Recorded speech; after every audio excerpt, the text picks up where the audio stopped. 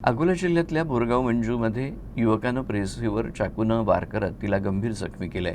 प्रेयसीनं विवाह करण्यास नकार दिल्यानं त्यानं हा हल्ला केला।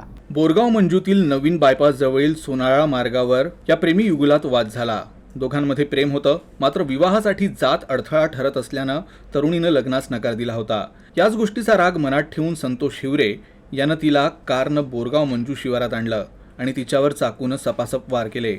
त्यानंतर तो पळून जाण्याच्या प्रयत्नात असताना गावातील तरुणांनी त्याचा पाठलाग करत त्याला पकडून पोलिसांच्या स्वाधीन केलं। तुर्तास हा युवक पोलिसांच्या ताब्यात आहेत। पोलीस पुढील तपास करत आहेत।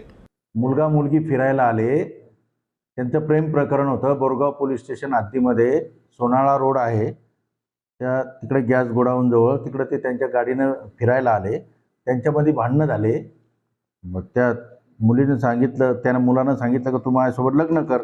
तिनं लग्न करायला नकार दिला। मग आरोपीचं त्यांचे भांडणं झाले, त्या मुलाचे आणि मुलीचे भांडणं झाले आणि त्याने त्याच्याजवळचा चाकू तिच्या पोटात खुपसला, तिला जीवे ठार मारण्याचा प्रयत्न केला।